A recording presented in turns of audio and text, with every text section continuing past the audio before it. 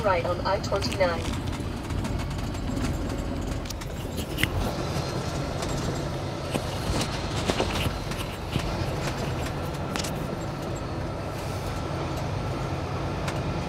Yan mga kapatid, ano, sa US border na tayo, no? Wow! So, hindi pwedeng itutok yung camera dun sa ano,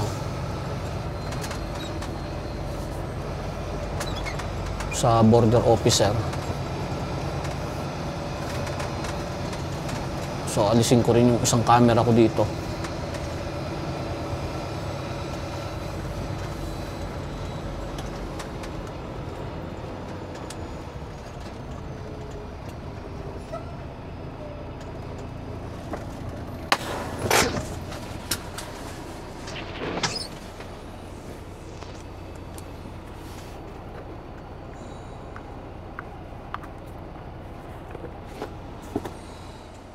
So, ito yung linya ng mga truck. So, dyan sa kabila, sa left side, dyan yung mga kotse, mga private. Dito, commercial vehicles. So, may mga guidelines dito, no, na sinusunod. So, bawal mong hilahin tong dilaw at pula. So, papatayin mo yung makina, no? And then, aapakan mo lang yung preno.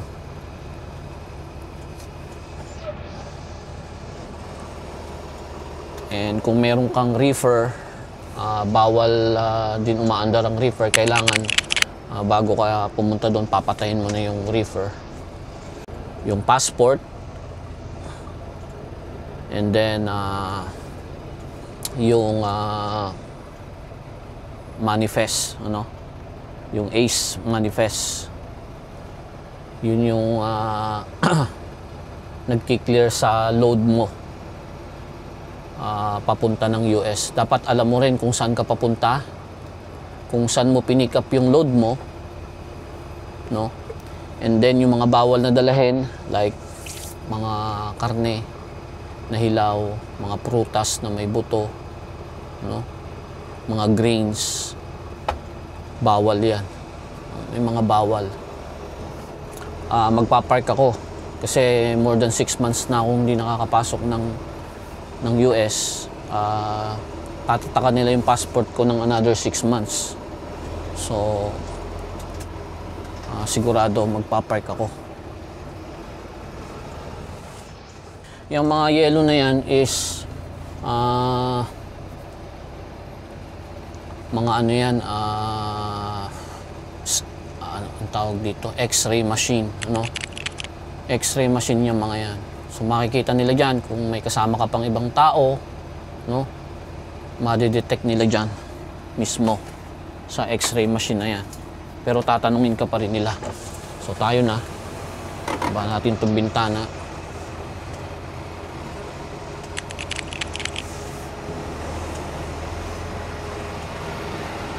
So dahan-dahan lang pag dito, no? Yan, X-ray machine yan. Dumaan tayo sa X-ray machine.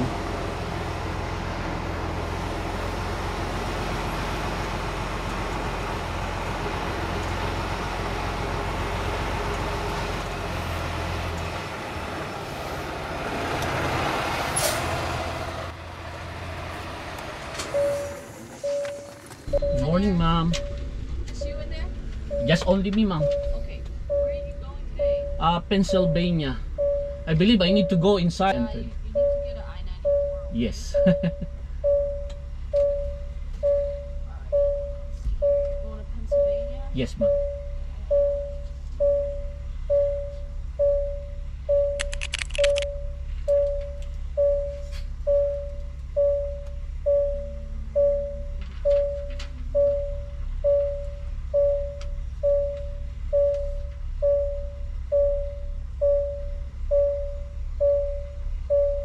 So this is good. So hold on to this. Yeah, this is a brand new truck. Maybe that's why they gave it Yeah.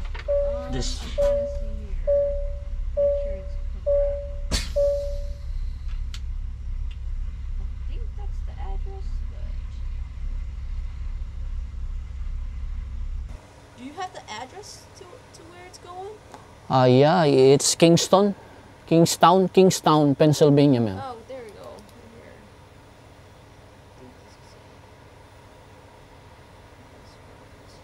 Okay. So do me a favor. You're gonna. Park over there, right, ma'am? Yep. And then go Down to inside. the dock and come inside. All right. So I can park anywhere there, right? On the Yeah, right open side? dock, okay. Okay, all right.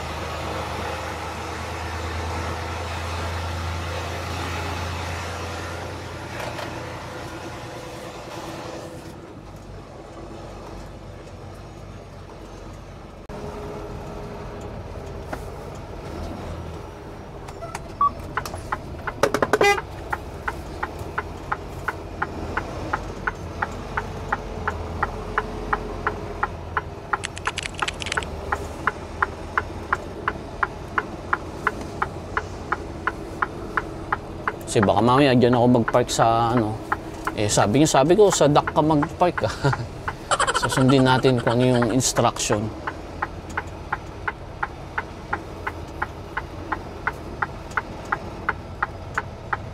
Mas madali sana dun. Kailangan ko kasing kumuha ng ano, yung 6 months ulit na visa.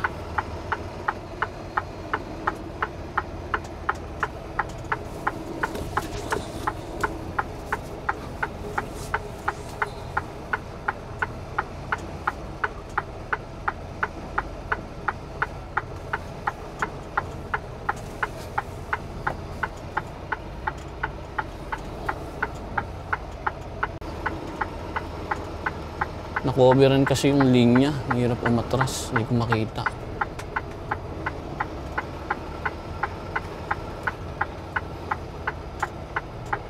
I think okay na to. Hindi ko na isasagad kasi hindi naman nila check-checkin itong ano ko eh. So punta muna ako dun sa loob ano. Bawal dun ng camera. So babalik ako mamaya.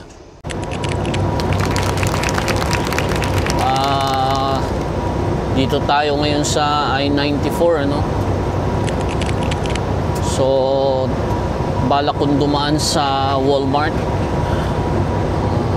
Layo niya is around 35 kilometers. Bibili ako ng ano, ng gatas at ng iba pang kakailanganin natin sa biyahe. Yan, exit muna tayo, no? Yan yung Walmart dito sa Fergus Falls, ano? Dito ako madalas na dumadaan kapag US trip ang aking load, ano? Kapag US run. So, yan. Ito. Kasi meron ditong parking ang truck at very, ano, accessible kasi adjacent lang siya dito sa I-94 no. Ayan, Walmart ng US. Dito mas maraming ano eh. Mas maraming pamimilian. Dito, ayan oh, tingnan niyo may mga naka-park na mga truck diyan no. No. So kapag ka US ako, hindi na ako namimili sa ano sa Winnipeg ano. Dito na lang ako dumadaan.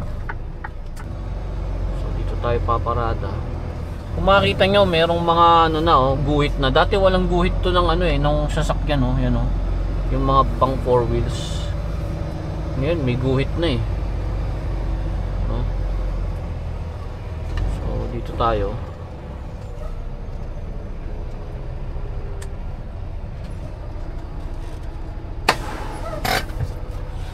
So, kakain muna ako. Yan, nagsaing na ako.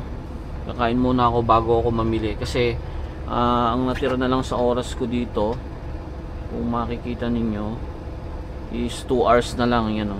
2 hours and 40 minutes. Kailangan mong magpahinga kapag within US ka, kailangan meron kang 30 minutes break. Tara mga kapatid, punta tayo ng Walmart. Bili lang tayong gatas. So dyan tayo nagpark. Wow, sana yung magpatras oh. Nahiya siya kasi babanggay niya yung ano. Pilipino lang ang magaling magpatras. Nahiya siya nahiya, umalis na siya. Bihira ako nakakakita ng nagpapatras kasi dito palaging pa-forward. Nasanay na rin ako, pa-forward na rin ng parking ring. Mas mabilis bitin.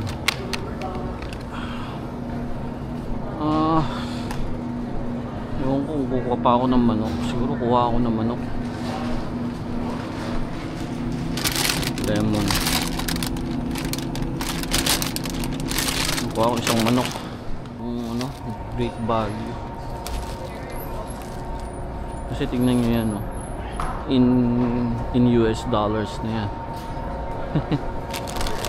So mas mahal dito.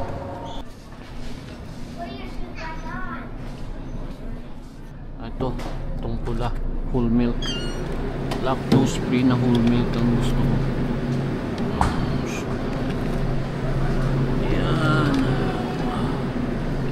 Okay.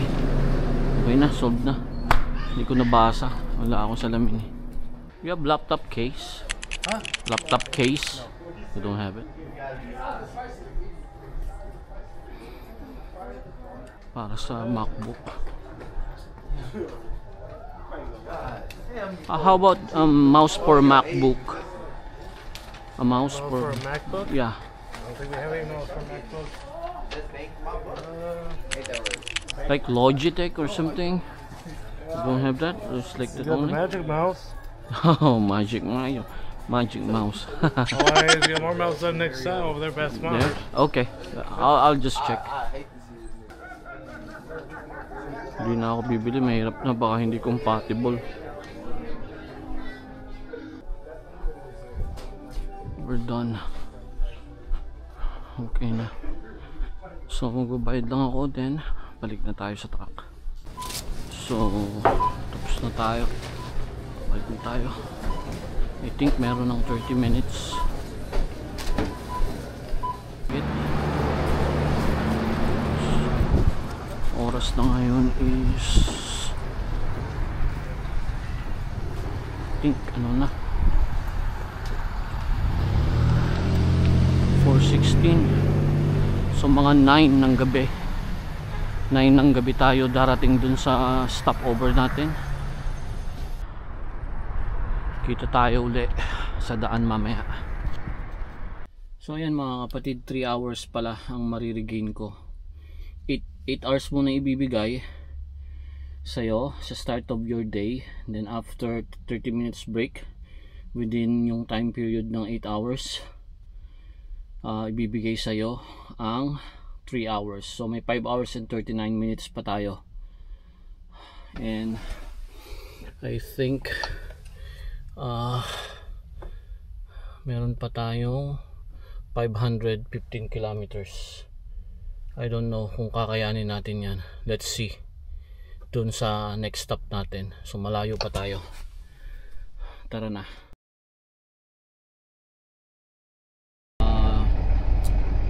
Hindi na ako nakapag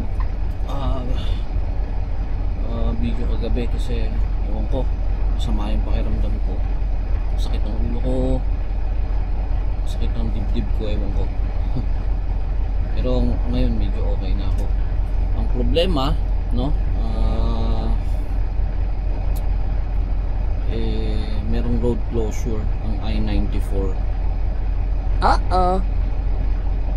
So mag-reroute ako ng ilang kilometro. Ang problema ngayon, diba? Pero ang temperature ngayon is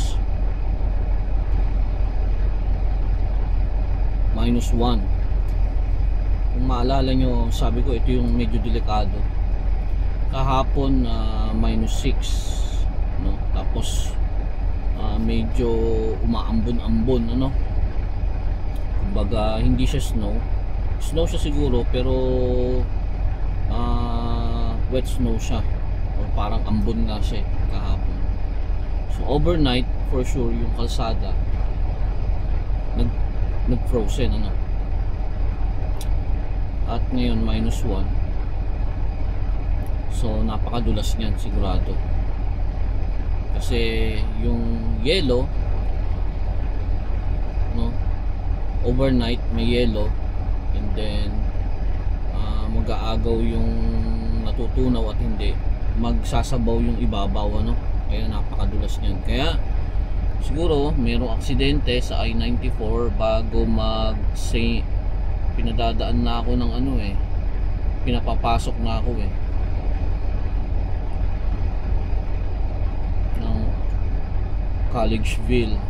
Imbis na dire-diretsong I-94, pinapapasok na ako ng looban. Ayan, umpisa pa lang ng andar natin, ramdam ko na dumudulas yung gulong. Kung mapapansin nyo, US Interstate to, I-94, walang dumadaan ngayon. Ayan, walang sasakyan. Oh no! So, magdadahan-dahan tayo nito.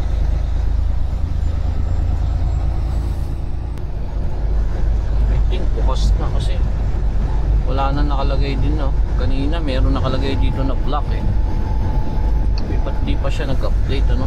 Nakakonect naman yan sa ano ko, sa phone ko Ayun ako. Let's see, didiretso tayo.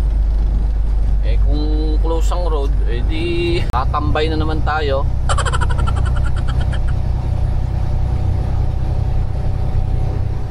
Continue on I-94. See, nawala na yung ano.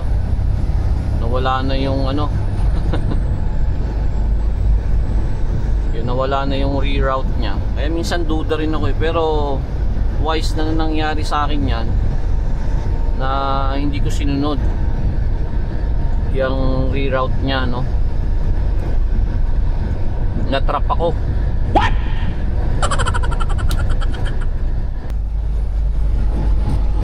Kasi medyo malayo pa talaga yan. Oh, mga katropa natin, no.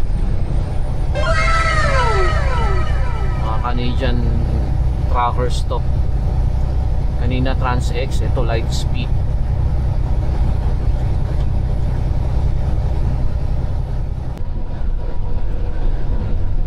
Ito ang sitwasyon ngayon dito. Nasa I-94 pa rin tayo, no? Wisconsin, ano, foggy and icy road.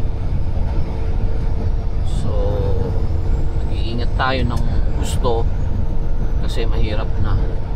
Kung napapanood nyo yung mga karambola, di ba, sa YouTube ng mga truck, kotse tuwing winter dito sa US and Canada, dahil ganito, icy road and then foggy, limited yung ano mo, yung nakikita mo sa daan. Makikita nyo, I don't know kung nakikita sa camera, no, pero napaka limited. So pag merong nangyari dyan sa harapan na kahit ano, aksidente, no, nagkaroon ng karambola dyan sa harap, hindi mo kaagad mapapansin, no, hindi ka kaagad makakapag-stop. So ang mangyayari, babangga ka rin dun sa mga nagkarambola na, dadagdag ka dun sa nagkarambola. Ganun ang nangyayari, no? So pag may mga ganitong sitwasyon, kailangan talaga dahan-dahan lang, and then make sure na kung hanggang saan kaya hagipin ng mata mo, no, dun sa harapan, pilitin mo makita.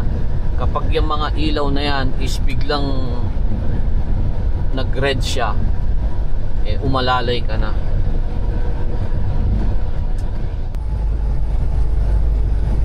So stopover tayo mamaya dyan sa Black River Falls sa Flying J. Mag-fuel tayo, then maliligo, then mag-check tayo ng load natin. So extra ano lang ako, yung precaution ko dahil syempre foggy and then icy road, medyo madulas siya, basa-basa ng konti yung kalsada, madulas talaga yan. So itong mga kapatid natin ito, sanay na sila dito, pero walang sanay kapag ka may biglaan sa harapan mo, di ba? So mas mabuti na yung safe ka talaga.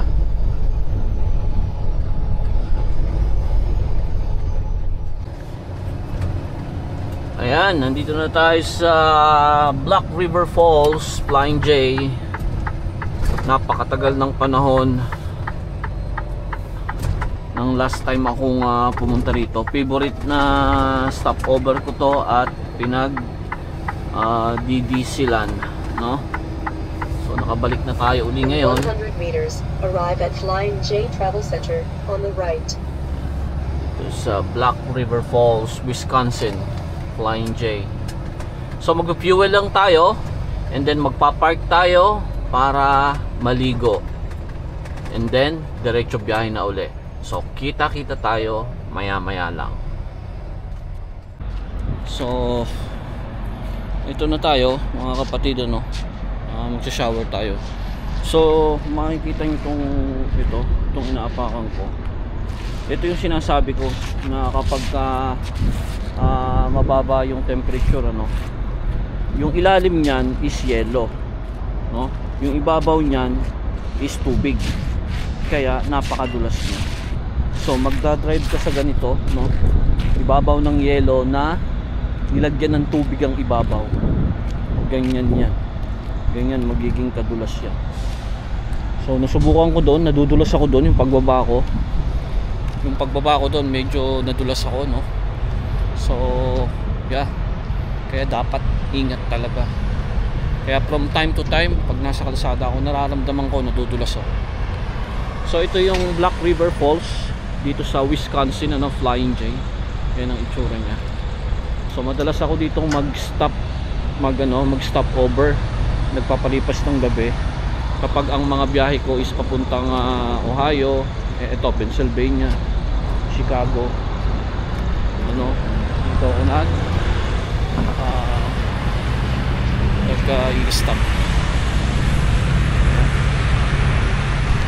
So shower tayo and then after nun mamaya pa tayo kakain lalarga na tayo agad. Gusto ko lang ipakita sa inyo ang itsura nito. Halos parehas ng konti sa Canada, no? Pero mas malalaki ang mga Flying J dito at Pilot. Flying J lang ang meron sa sa loob ng Canada, pero dito Flying J at Pilot pwede yung card namin. So kita ko sa inyo ang loob.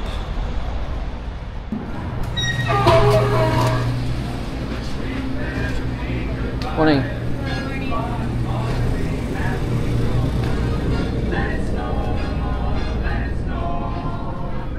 So halos parehas lang din ang loob ng store sa Canada. Halos parehas lang. So 48 45 48. Tapos na.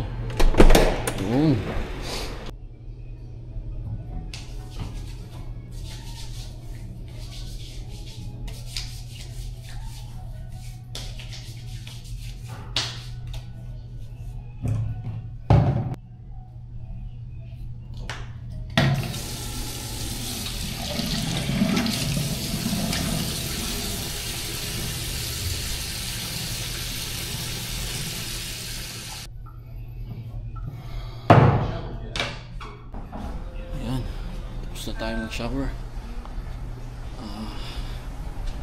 Dito yung phone ko. Minsan nakalimutan ko yung phone ko. pagkain. Gutom ako.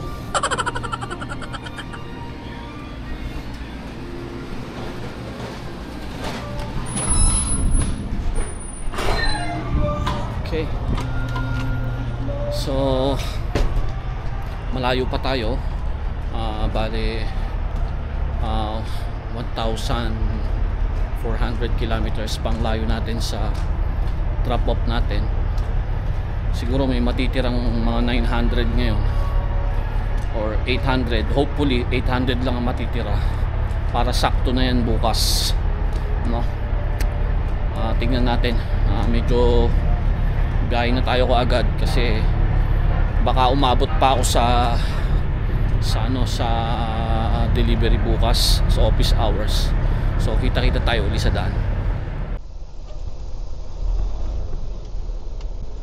Let's go. Biyahe na tayo uli.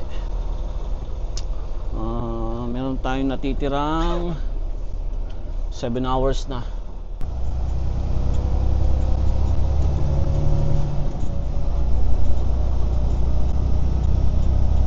So napaka-gloomy ng panahon na naman, ano? Nakakalungkot ang ganitong panahon. Makakaranas ka ng winter stress, winter emotional syndrome. Continue at 994.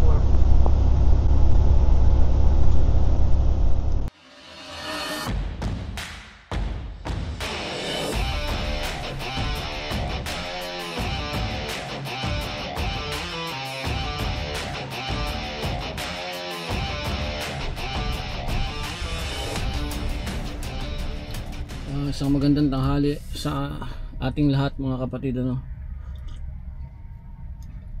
Nag-stop ako para mag-lunch, and then meron na tayo natitirang 5 hours sa ating drive time dito sa loob ng US. But yung ating distance sa ating drop off is 1,265. So makakadrive pa ako siguro dyan ng around 450 kilometers. So may matitirang 800 plus. So bukas na yun.